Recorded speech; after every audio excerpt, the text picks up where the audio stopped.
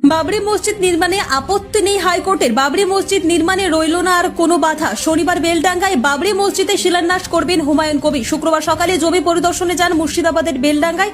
মুর্শিদাবাদের বাবরি মসজিদ নির্মাণে কোনো বাধা নেই, মামলায় হস্তক্ষেপেই করল না কলকাতা হাইকোর্টের ভারপ্রাপ্ত প্রধান বিচারপতি সুজয় পালের ডিভিশন বেঞ্চ। শনিবার শিলান্যাসের সময় অশান্তির আশঙ্কা রয়েছে ঠিকই, তবে রাজ্যের আইন শৃঙ্খলা নিয়ন্ত্রণে রাখার দায় রাজ্যের উপরেই ছাড়ল আদালত, যদিও ইতিমধ্যে বেলডাঙ্গায় বাহিনী মোতায়েন করেছে রাজ্য সরকার। Bureau report, Hariharpara times Bangla.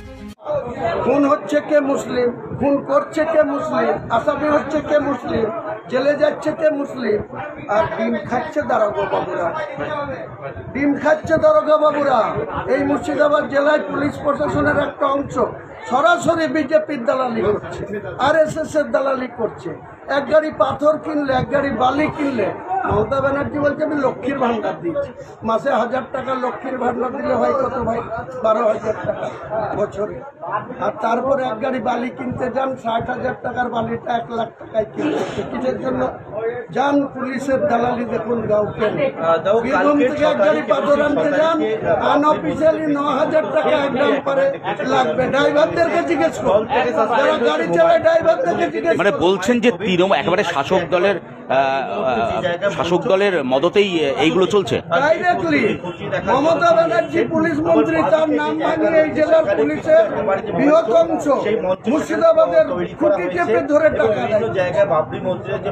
কোথাও জোর করে তুলে এনে তাদেরকে বোম কেস দিচ্ছে, বোম জমা দিতে বাধ্য করছে।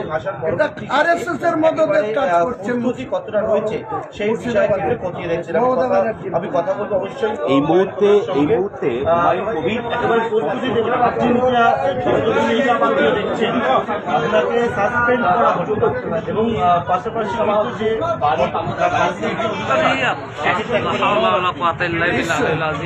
কালকে অনুষ্ঠান 12টার সময় শুরু হবে। 2 ঘন্টার জন্য কোরআন তেলাওয়াত হবে। কোনো ভাষণ হবে না, কোনো দলের প্রশ্ন আসবে না, কোনো কারো বিরুদ্ধে কুৎসা হবে না, কোনো দলের রাজনৈতিক দলের কোনো বিরোধিতা হবে না। কালকে স্রেফ এটা 1 বছর আগে থেকে আমার এই শিডিউল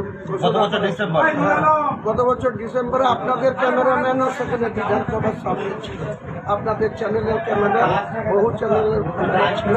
প্রশাসনের তরফ থেকে কি কোনো রকম ভাবে আপনি যোগাযোগ করেছেন? মানে একটা অনুমতি নেওয়ার ব্যাপার থাকে তো, যে কোনো অনুমতি দিক না দিক আমি ওসি রেজিনগর, IC বেলডাঙ্গাকে মেল করেছি।